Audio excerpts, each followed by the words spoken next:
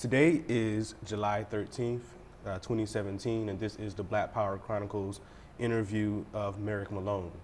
Mr. Malone was the Director of Housing under Detroit Mayor Coleman Young before coming to Washington, D.C. and becoming the Director of Housing and Community Development for Mayor Sharon Pratt Kelly before being promoted to the Deputy Mayor of Planning and Community Development, the position that he held in the subsequent administration of Marion Barry. Thank you for joining us today, Mr. Malone. Thank you for having me. We want to start with your background. Where did you grow up, and were you aware of, how did you come to an awareness of the racial issues in the United States from your early life? Well, I grew up in Ohio. I'm a Buckeye to my heart, Okay. OH. And I grew up in a small town called Alliance, Ohio. Mm-hmm. It was a city that was an industrial city, and at that time, the industry, we had an export or manufacturing capability, so it was a town that was really booming. I mean, you had rubber, you had the automobile industry, you had all of these things going for it that has now subsequently become the Rust Belt. And, you know, the town was a reflection of, the racial makeup of that city was a reflection of the city. And, you know, for the most part, when you're a youngster, you just kind of think everybody's getting along, and you know, we went to the same high school. There was one high school. It was on Main Street. We knew there was definitely an east side where the majority population lived, and I mean the minority population lived. And then there was the west side, which was the majority, and the high school was in the center.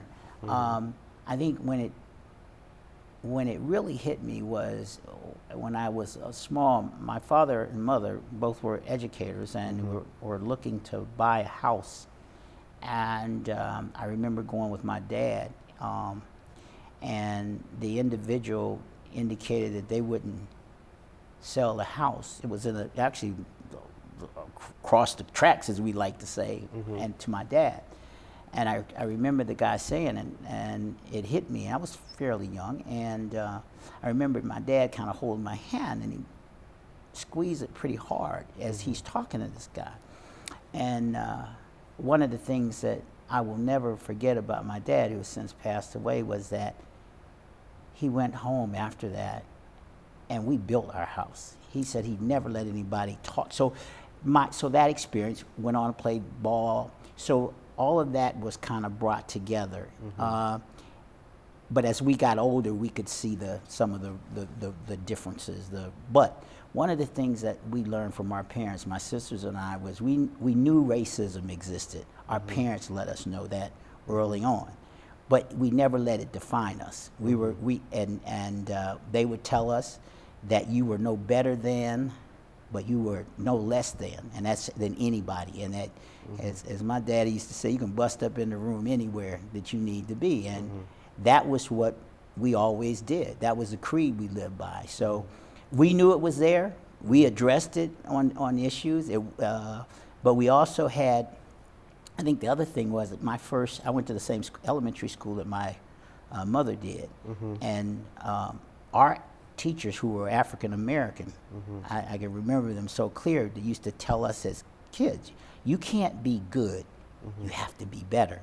And they taught us like that because I think they really cared. It wasn't you couldn't learn. It was like, we'll be here until we figure it out. And that doesn't exist in school systems today. That kind of care and passion and expectations. They had high expectations. They created them. They expected you. So yeah, we learned it early, subtly, but you knew it was there, but you couldn't let it define you. Absolutely. And so you would eventually become, you would work in community development. I wonder, to what extent did you see development in Black communities growing up, and how did that influence you? What was communal life like in that moment? You know, it's interesting. I never thought, my career trajectory was not to do what I ended up doing. But one of the things that we saw is, even growing up, we lived on the east side. The majority of the white population lived on the west side, but we never felt we never wanted to live on the west side. We had a neighborhood of families that took care of their homes. That it was a community, and no one felt they were deprived of anything by not living on the west side. I mean, the retail was kind of in the center of town with Main Street, and this is before we had the exodus where Walmart and these big box retailers killed Main Street of a small town. So not only did we not feel that way, we felt we were getting the best education. We felt we could compete with anyone, and we never felt that we wanted to ever be, that it was important to even live on the west side, or at that time even go to school with Caucasians, because we were really, I mean, the parents had high expectations of African American children. They didn't accept failure, and they didn't accept excuses. And so we lived in a world that we came together at school with the Caucasian population, but it wasn't like, oh, we're missing anything. We never felt that way. So in watching that community, I always felt like, and growing up in a small town, it's a lot different than living in an urban center, that it was the greatest of times. It was comfortable.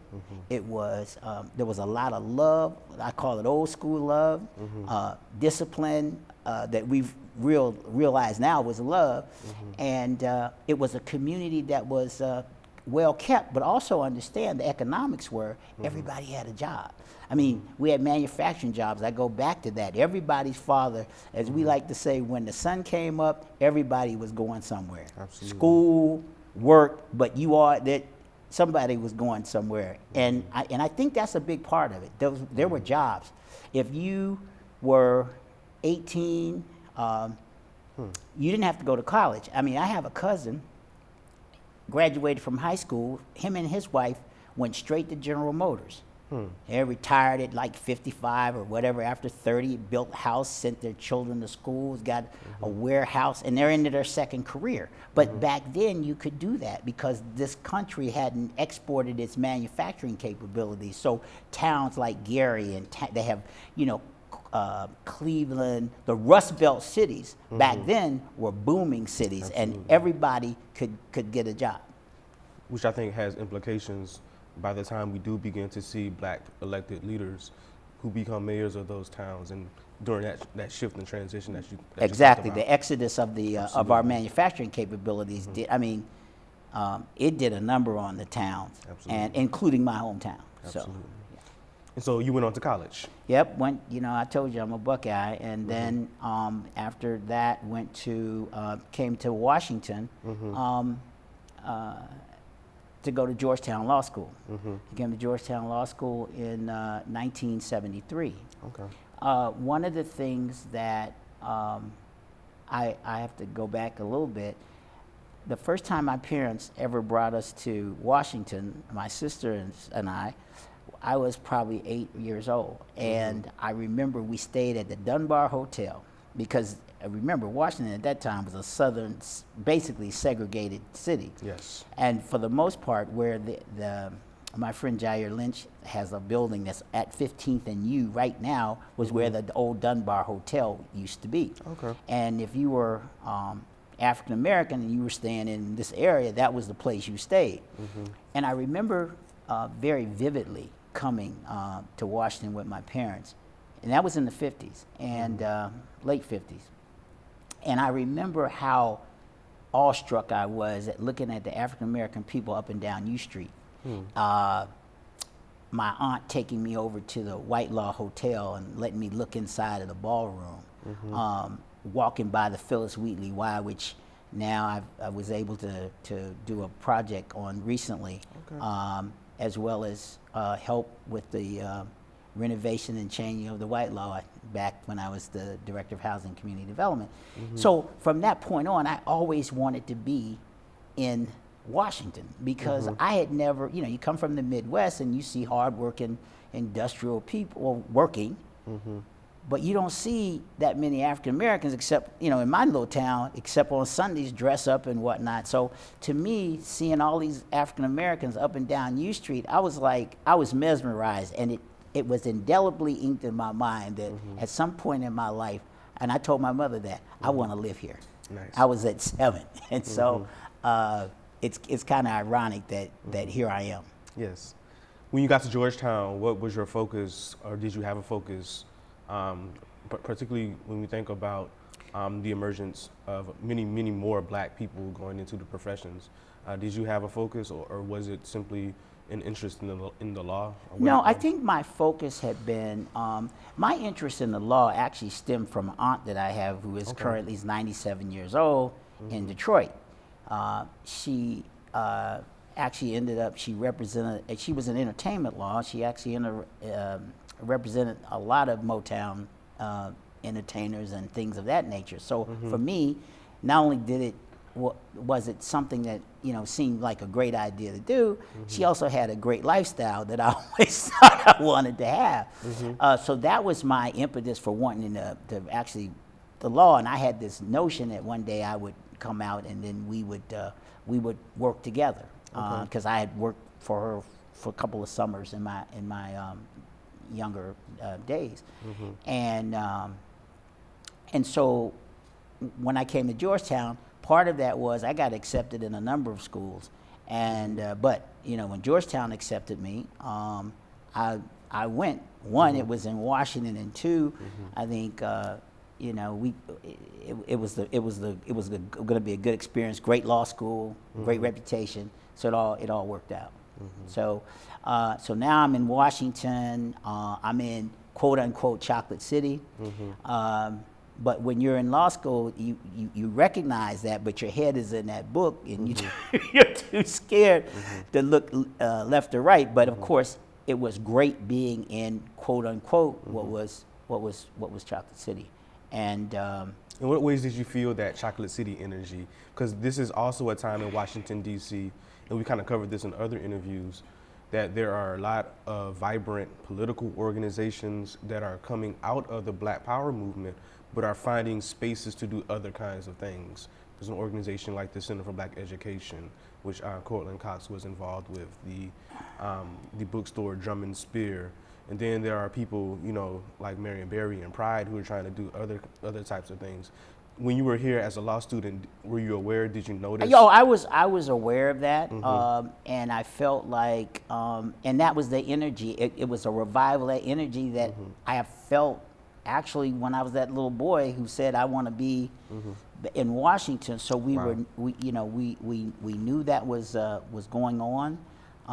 And it was right in front of you. It was happening in front of you. I think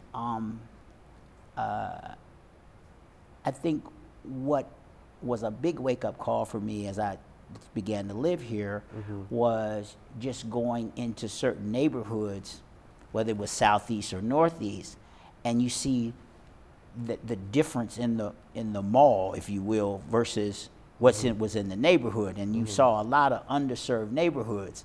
And when you come from a small town that pretty much a small industrial town where I told you everybody worked, it was disconcerting to me a little bit to just see the underbelly of the city and how it seemed to get lost. That there were people struggling every day in the great city of Washington D.C., which you didn't see. You'd come to Washington, field trips, things like that. Oh, you're at the mall, you're at the, you're at the Arlington Cemetery. But you didn't cross the river. You didn't see the underbelly or the underprivileged underside of the city. And that was a little bit of a wake up call. And during that time, there were quite a few homes in what is in Shaw now and whatnot that were in great disrepair. Obviously, there was a significant amount of prostitution, but there was also a significant amount of drugs going on. I remember that on 14th Street, I made the comment. I said I remember the days when I would go up 14th Street, and I couldn't find a Caucasian on 14th Street unless they were, around the hotels and whatnot. And now I go up there and it's hard to find some people of color. that's how much that has shifted over those years. But back in those days, it was pretty tough, pretty challenging in those areas. So you graduated around 76? 76. What do you do next? My next several years, I went in intelligence service. Okay. And and then when I left that was when I then went to Detroit. Okay. Talk about that context. Which Is Detroit similar to DC in any way during this time, or if so, what are those similarities? I think Detroit was a little different Okay. back then, and a great deal of it. There were certain similarities. Obviously, there were issues between the police department and the city, which really led to an African American community, which really led to Coleman Young's election. They used to have what they called the Big Four, and these police would roll around and roll up on people in the African American community. And one of the things that Mayor Young had run on, and he was actually, he had been elected before I got there. And in fact, my uncle, who was one of his old friends' he was a head of DPW at the time. But when I got back to Detroit, a little bit different. Here everyone worked for the government. They had, the good government job, which made a great living, middle class living for people of color. I think in Detroit at that time, we still had the industry, the auto industry was booming. And at one time when I used to go to Detroit, back in the 60s, between the auto industry, the music industry, and all of the different industries, Detroit was there wasn't a better place for African Americans to me in this country than being in Detroit. I mean, it was all together. It was exciting times. But I think that when I actually went back there to live, the decline was really starting.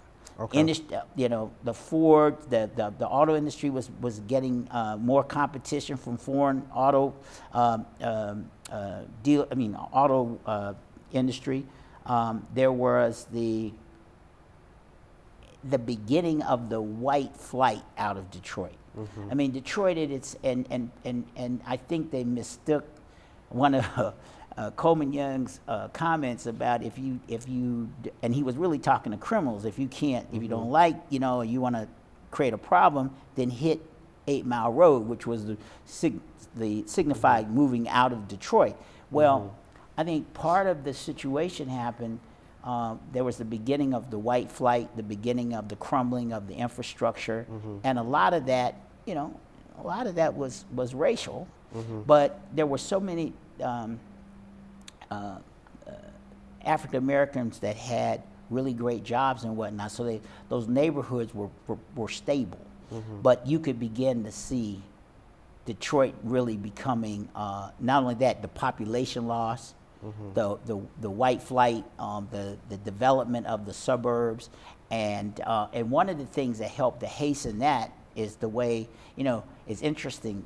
Detroit's built like in certain areas like a spoke of a wheel, and of course, if you're the auto capital of the world, you want to make sure all the roads are fit for your driving and whatnot. And so it was easy to get into Detroit, easy to get out. And I think you were beginning at that time to see the white flight. Okay. How did you come to be Young's director of housing? I actually came back to Detroit to, as I said, to practice law with my aunt. My aunt, and so we were together, but as soon as I got back, she decided she wanted to run for the bench. Oh, okay. And I knew, I just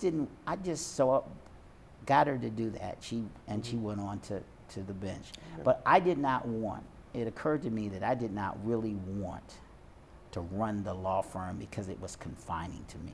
I didn't mind the hard work. I had a great time. We made money, but it was confining. And when I got the opportunity from Mayor Young to go to housing, he appointed me to that. That was where I went, and that was the beginning. And I started running. There's the housing at that time, the Detroit Housing Commission, which had it was public housing and scattered site housing, and the housing commission was under the auspice of the mayor, and we had so we had the majority of the public housing like Jeffrey's Homes, Herman Gardens, and at that time it was interesting because Nixon had impounded HUD funds at some earlier time during the career. And when you take money, but you don't remove the number of units, and this is nationwide, it became very difficult to maintain them. So in other words, if you've got 17,000 units and you take certain money that away from that, you still have the units, which have to be maintained, but you don't have the resources to do it. So you have this significant amount of deferred maintenance. And that was the beginning, in my mind, of the crumbling of the infrastructure of the of public housing. And again, public housing was never meant to be permanent housing. So you get there and you see this, and you're always struggling to just. It was a struggle just to keep up, to maintain, and I think that what should have happened, if you're going to do that, there should have been a reduction of the number of units that had to be maintained. If you took that amount of money away, there should have been some, And so what you ended up seeing is a housing that really was never meant to be permanent, turn into permanent housing. And then you saw, and it wasn't just Detroit, it's across the nation, this what became this slow movement towards the concentration of poverty in our urban areas. So many of the urban, many of our cities was experiencing that deterioration of the infrastructure, the job loss or flight of the jobs, white flight, where the Caucasian community left the city for suburban living and left this crumbling infrastructure and declining tax base to a number of our African American leaders who then emerged to run those cities. Absolutely. And in spite of all of that, they did remarkable things with these declining resources. And I think if there was a common theme of the three mayors that I worked under, they were very intentional with helping to elevate people of color, black people. And in order for that to happen, and it translated through a lot of things they did in terms of placing great emphasis on minority business and opportunity, and not just saying we have it, but making sure that they were at the table, that they had a seat at the table, that they were actually going to be able to thrive and build in sustainability. And that is, I think, something that we miss today. So you indicated earlier before we came in something that Young would say when you interacted with him and you brought someone from the outside. The mayor Young was probably one of the, if you look at his background, he was always a fighter. And he was a fighter on behalf of people of color. He was a fierce. He was a warrior when it came to that. And I always like to tell the story of how you could describe a person to Mayor Young, and you would say, Mayor Young, he's this, he's a great guy, he's this, that, and the other. And the mayor had a habit, he would lean forward and he'd point his finger and he'd say, but is he right on the question? And right on the question meant, what is he right on the question of race and his people? Because they were very intentional. He felt that Coleman felt that if I'm sitting at this spot and I don't help people who have been discriminated against systematically, institutionally, then what good am I? And that was the attitude or the yoke. I won't even use the yoke, but that was our attitude that we carried throughout his cabinet. I mean, if you did not have that kind of mentality that he brought, you couldn't work for him. It was a non-starter. And he realized from his early upbringing out of Alabama and whatnot, he faced discrimination. He saw discrimination in the plants, in the unions. He's a labor activist. Right, he was a labor activist, and he was uncompromising in those terms. Very shrewd, very smart. And when I say uncompromising, not when he was negotiating, but uncompromising on the willingness to not look out for people of color. I can recall when, and he was very insistent on having very capable African Americans. In other words, if you had a small business or a business and you were a minority business, you had to be qualified or you couldn't get, that was it, you couldn't do it. But then when every deal, he believed that it involved public money, then it should have representation that looked like the city. And so joint ventures, and he was funny about it because, people talk about first source and whatnot. Everybody in the city knew with Coleman Young, if you did not have a minority in the deal and it had public money in it, don't bring it to him. I mean, the majority firms knew it. Sometimes we would laugh because they would be so busy talking about who was in the deal before we understood what the deal was. And he was so adamant about it. He did not like fronts, and he was very, very, there was no question. I mean, he would walk up to, if I were that minority business owner and they were looking at a joint venture and they brought both of the companies in, Mayor Young would walk to me, I mean, just as an example, and say, Merrick, do you like this deal? Is the joint venture fair? Because if it's not, we'll fix it right here. And he would say that in front of the majority firm. So they got the message. It wasn't, and that message permeated throughout the government, throughout the city, throughout the land. If you were doing business in Detroit, you better have someone that was from Detroit, and you better have somebody in it that was of color. It didn't have to be all of color, but somebody in that deal better look like him. And I think, and if you look at the success of that,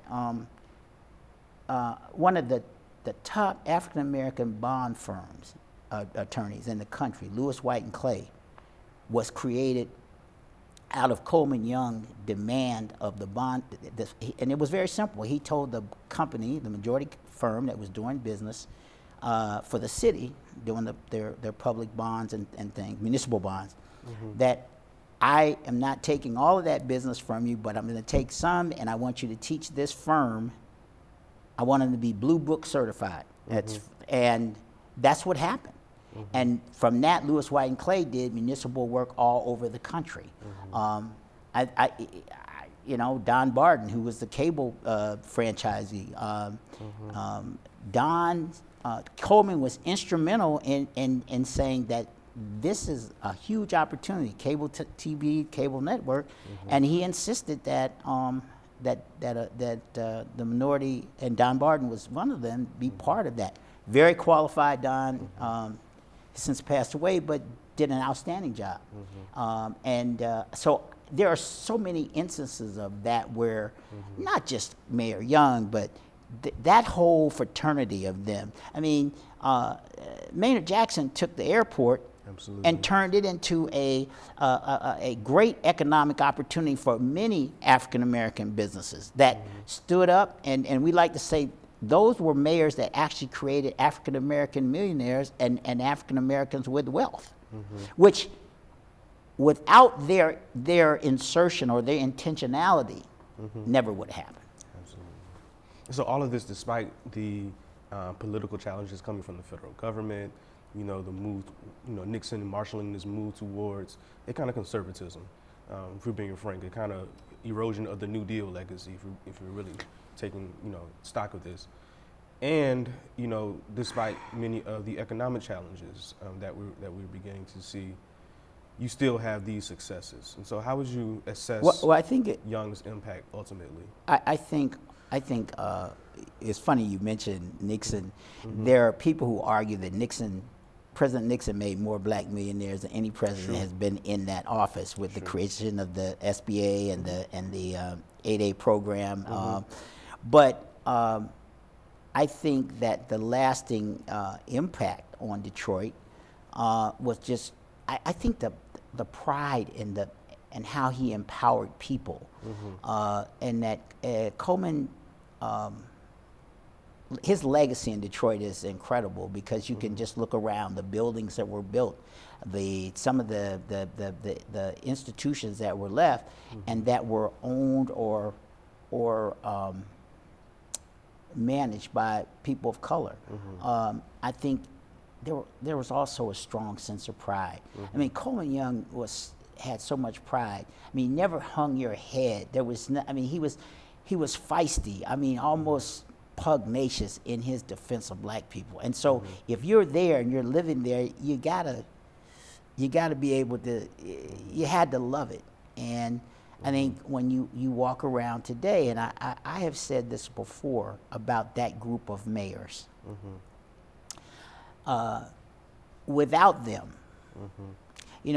there's this notion that the next generation of mayors, were more technocratic and less driven to civil rights, and that's a good thing because that's the evolution of our I would say of our political sophistication. But what I will say is this, and remember now, Detroit. Then you had Dennis Archer. Dennis is a friend who came up and outstanding. You have the people like that succeeded Maynard that came through that group. Harold Washington, although they kind of blew it after he left. But when you look at those and you look at the technocratic, the mayors, like a Dennis Archer, Norman Rice, Anthony Williams, Sharon, and I could go around and list a number of those things. And that's great because they did great jobs. But without the Colemans, without the Marions, without the Maynards, without the Harold Washingtons, the Carl Stokes, wouldn't have happened. And I'm glad they came first because they were not scared. They were not scared to represent African Americans very strongly. And I think some of them paid a price for that. Absolutely. A significant price for that. But they were courageous. They were fierce in their defense and their perpetuation of people of color to have opportunities at the table that didn't exist, would not have existed without them, because we've always had capable people. We've just never had the opportunity. I mean, it is clear as a bell. I mean, you get a Tiger Woods and you give him, and all of a sudden, I mean, he elevated the whole game of golf, not only just from a skill level, but from an economic level. I mean, Rocco Mediate, I guess, is one of the he said he loved Tiger. He said Tiger fed his family. He said, I never made so much money as when Tiger Woods was on the tour. And so those are things that we've always had that. Our women always had that strength, that capability. I look at Kamala Harris, but then I think about Shirley Chisholm. Beast, straight beast. Very intelligent, very smart. So it's always been there. It's just the opportunity. It's the opportunity to walk to a bank and do what Bob Johnson did with basically a $15,000 check. Right. I mean, it's always been in us, but you got to have the opportunity to do it. And when you seize the opportunity, And then the other thing is, when you seize that opportunity, reach back. Absolutely. Reach back. And I don't think we do that as well as we should. The two things I think we fail a little bit. The people I named, the mayors that we talked about, the Colemans and the Marions, and because of their, this is a personal belief, because of how they had to struggle to gain power, to help people, they had this belief that power was never conceded. You know, it had to be taken. But as a result of that, we didn't do as well as we could have in succession planning of bringing along people. In other words, you know, there are people that said that Coleman, who was mayor almost 20 years, stayed too long. And that's probably true. But Coleman, if you knew his makeup, was never going to concede power because he didn't believe it. You know, it's the Frederick Douglass theory. And because of the struggles they had to get to where they were. So I think if there was a weakness, it was that there was not this succession planning. Now, coupling that and why I think this project is so important is so that some of the younger African American millennials and whatnot who think that they are there because they're so great need to know whose shoulders they're standing upon. Absolutely. And when you miss that point,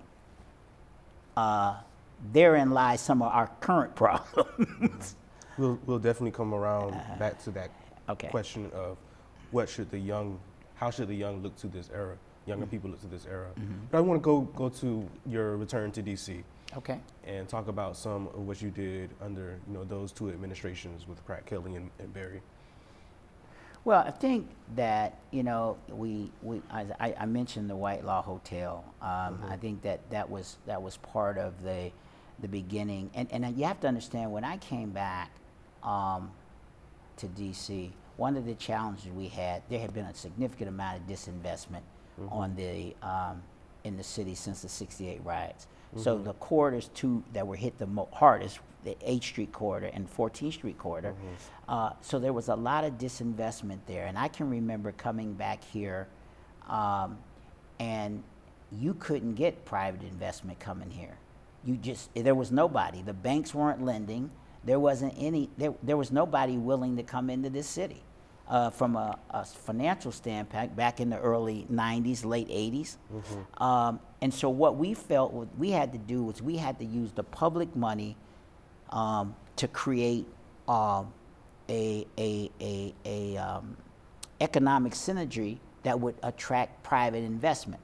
So we tried to this is what we tried to do that. I know we talk about I look at 14th Street and how different it looks. But we did the Nehemiah Shopping Center. Sharon, we redeveloped these RLA parcels so that we could, in fact, begin that process. And so Bob Moore, we worked a lot with CDCs, Community Development Corporations, Lloyd Smith at Marshall Heights, the late Bob Moore at Columbia Heights, Bill Barrow on 8th Street. So a lot of our money, our CDBG money, was used to work with the CDCs who were building housing. They were building some retail. I mean, they were really the people who were really doing the only development in the city at that time. Were the community development corporations. I think they held the fort. And I would hate to think that if we hadn't had them, what we would be doing, because in my mind, it was those pioneers, the Bob Moores and the Bill Barrows and the Andrea Gandhis and the Lloyd Smiths that were able to help us begin that process. And it's so ironic. The old Nehemiah Shopping Center we built, I remember when we did the grand open, is now gone at 14th Street. And in its place is great, housing. But back then, the only investment in those areas was really coming from the public sector. And I always felt that you needed to have both to do that. But we needed to prime the pump. So how we used our dollars was strategic in terms of trying to attract and expand the tax base so that we could move, we could move forward. It was tough, and it was tough because you just didn't have the banks willing to come in. I mean, it was 14th Street was still a little tough, and the neighborhoods were a little tough, and particularly in the underserved areas, and so it made it very difficult to attract. But in spite of that, we did child centers. We did we did a great deal with Butch Hopkins out in the Good Hope Market, which was one of the first Safeways built in this city in a neighborhood in a long time. It did very, very well. We did that with a CDC, AEDC. So we looked at where we could have an impact, that we could leverage our dollars, bring in community development dollars, layer them with other kinds of funding so that we could get those things built. And absent that, it was very difficult to attract, the private, investment. They weren't ready to do that, and the demographics of the city was still. And so when you're still being subjected to redlining and other things, and while people, and this woman from the Post did a little look at some time, maybe several years ago, and I was stunned at the amount of redlining that was going on even in the 90s from insurance companies, from lenders. I mean, it was awful to see it. But I think in spite of having very little money at the time, we made a few things, and then of course the biggest transformative project, which was started with Sharon, was that I think began to change the city and to change the discourse, was the Verizon Center, the Gallery Place piece that eventually, Marion finished, but started with Sharon. And I think that was the catalyst, the big turnaround for the city and the central city. And then as you began to build these, and I think the second most critical impact was the convention center. And then downtown, we did a number of things down in the Gallery Place, but I think that was the big turnaround of the conversation in terms of Washington coming, and then the beginning of the spreading of the economic development. Obviously, I know there was a report that it was interesting because there was a report that was done by don't get old. It'll come to me, but it'll come to me because everybody knows it. I'm trying to think. In that report, it talks about the city, and we knew it, that the city was going to develop from the center out. And I remember having a conversation when we were looking to do an empowerment zone, of having a conversation with the late Wayne Curry, and what I said to him, we should probably try to do some a joint application for empowerment zone. And Wayne more or less said, well, why would we do that? I said, well, he said, I'm building $1 million homes. We're building in Mitchellville and whatnot. And I said, Wayne, that may be true, but unless we begin to build housing in the 200 to 500,000 maybe range, what's going to happen is that with the city developing from the core out, when all of those project-based Section 8 buildings on 14th Street and 16th Street expire, the owners are going to take them to private. They're going to convert them. Right. And oh, by the way, when they convert them, they're going to give them vouchers. And I'll never forget, I told them, I said, and people are going to take those vouchers, and they're going to look at Montgomery County, and Montgomery County might look askance, In Virginia, they're going to say, look away, look away, look away. They don't even want to entertain that. I said, and they're going to come to Prince George's County, whether you like it or not. Some of that with pathologies, overcrowding school and whatnot. And that happened.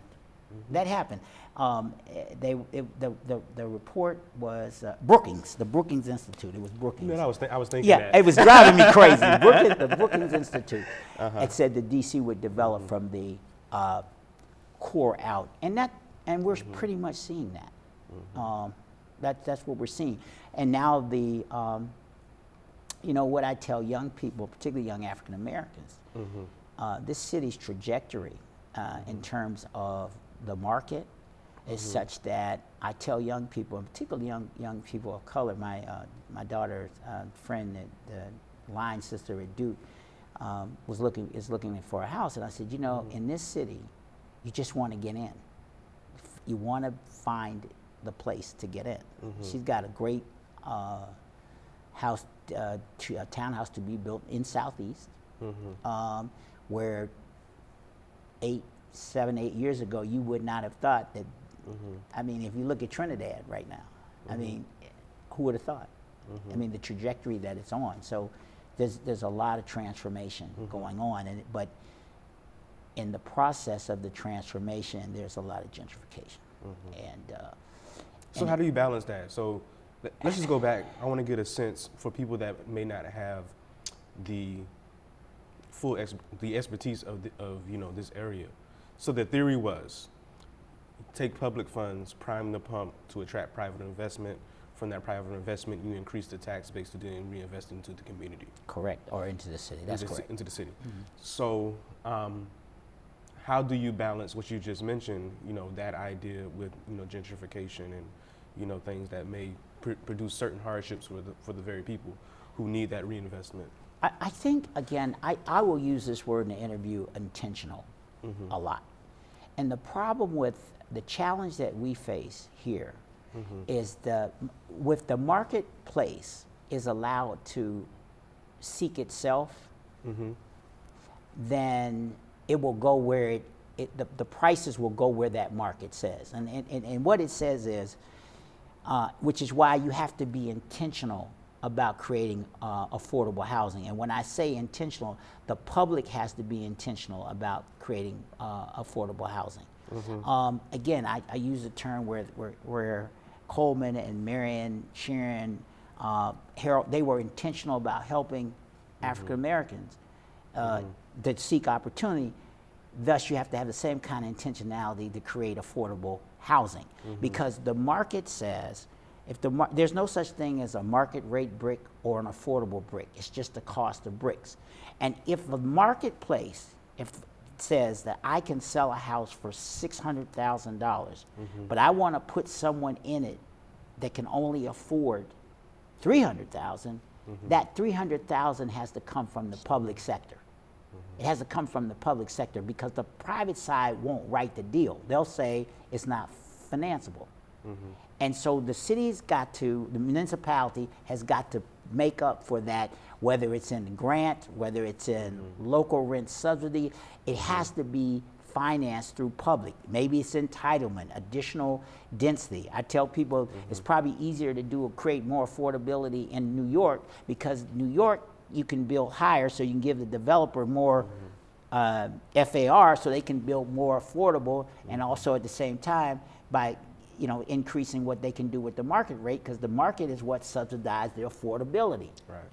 Okay, and so one of the opportunities I thought got missed, and I'm old enough to say it when I made the suggestion, and I think that our legislators at that time didn't have that will to do it, was what would have been good was to have frozen certain people's assessments.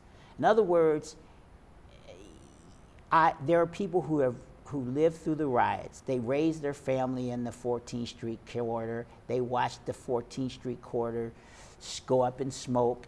But they've raised their kids and they've stayed in that house. And all of a sudden, they got all these condos and things going up. So their tax assessment is going up. They can't afford now that, and that's criminal to me.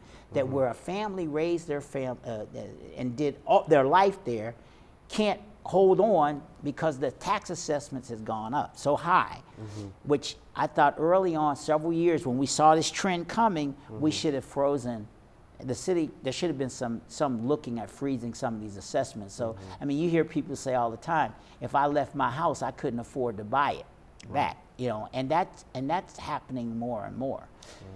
So it's very difficult to balance the forces of gentrification without interdiction from the public sector. And I'll give Mayor Bowser credit. She's talked about the intentionality. She's saying, I'm going to spend $100 million on, you know, affordable housing a year.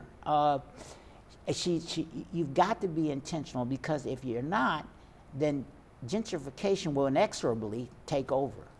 How would you assess Pratt, Kelly, and Barry's intentionality in terms of interdicting that process? Well, I think both of them. We used a lot of our funds to do those things. That I talked about, the child care center, almost 2,500 units of affordable housing. So we used our funds to be able to do the. We did a senior building with senior care. We've done a number of things.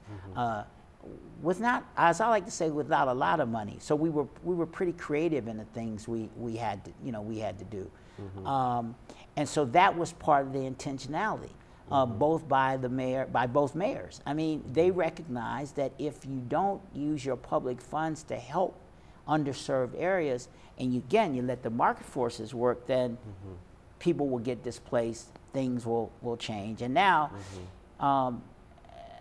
And now the dynamics, the economic dynamics. I think that the economic upturn during the Williams administration, carried through the Fenty administration, the economics nationally and locally were really just great in terms of numbers of jobs and of just activity. Took a little bump and hit during 9/11.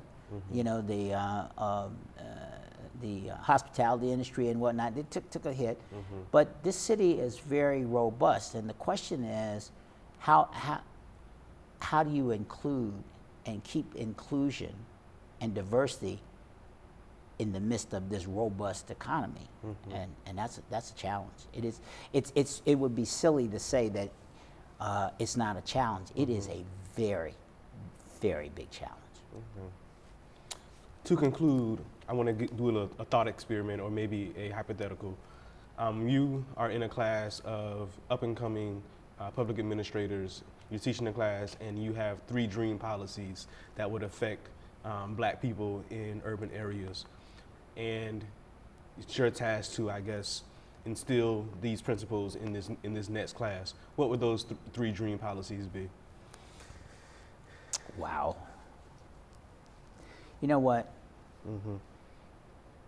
I have to start with education. Okay. And I'm talking about real education. I'm talking about the kind of education, the kind of care, the kind of treatment that a lot of us got when we were growing up. I think that it starts there. And in that class, you're teaching responsibility. You are dealing with expectations. It starts with education. I believe education, and I mean that's probably, that hits me right away, because my concern is that our education system is fast turning into a pipeline to prison. I mean, you look at these, once we started publicly trading, these people started publicly trading prisons, and when you realize the only way you can increase earnings per share for your shareholders is by increasing the number of prisons, and if you increase the number of prisons, you got to increase the demand. And so when you have these children, their marketing and their research, they're researching, these entities, these prisons are researching school districts and urban areas that say, look at the profile of these students who are coming out of here. They may be candidates for one of our. So for me, and see, once you tie economics to that kind of thing, it gets dangerous. I think our whole education system needs. So that would be one. I think the other would be health. Okay. Both physical, mental. We have got to take better care of ourselves, and we need to make that a priority, starting with from our youth, how we eat, how we live. I think it's really important. I think we have a lot of problems in terms of health, both, I mean, just emotional, True. Mental. We also have the effects of what I call of what I call institutionalized I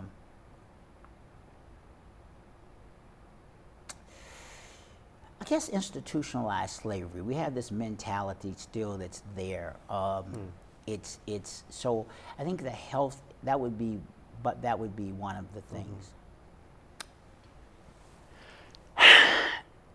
I guess the third thing, and this is one of the things that I admire about people of Jewish faith is how they continue to tell the story of their people, the history, the struggle, and it's generational.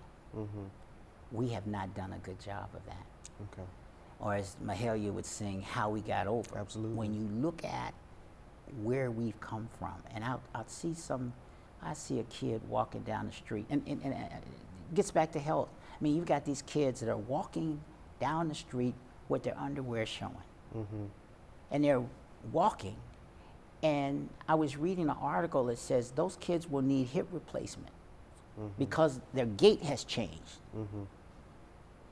There has got to be a basic, what I would call, it would be a cultural awakening of history. One, the fact that you and I are sitting here talking to each other, somebody in our gene pool made Middle Passage. Somehow they came across all that. The strength that it took in the shells of those ships, we're descendants of that kind of strength. We don't tell our children that. We don't tell them who you are. Look at yourself. There's a certain amount of pride and dignity that should come from that. You know, when you look at what happened in the boycotts of the buses, people walk, elderly, whatnot. There's a pride that we have not seemed to be able to convey to our young people, that if we could get that in their head, I think it would be a whole different perception of how they look at themselves. And the things about it. We had a compass. And that doesn't exist. I was telling you talk to some of my guys I grew up with who were from the neighborhood, and some of them are old G's. But even the old G's back then had rules. They had ethics, if you will. They weren't hitting, you know. They so much so, you know, if we were in the pool room, for instance, and these are straight gangsters, and they would say, you know, my father was named Art. Does Art know you're in here? Get out of here. And we'll see you at your football game. We'll be up there cheering. But they had ethics. We seem to have not been able to instill those in these, and maybe it's the effect of the crack babies, the drugs, the shattered family structure. There are a number of those things that contribute to that. But if I had that ability to just, that would be my most important. There is greatness even in these kids. There is such greatness in them, and we have to figure out how to harness it and pull it out so they realize the greatness that lies within them. That is both cultural and it's spiritual. Absolutely. You come from a mighty tribe. Absolutely. You know, and I think those are the three things for me. Mayor Malone, thanks for joining us on Black Pride. Thanks for having me. It was most enlightening. Thanks.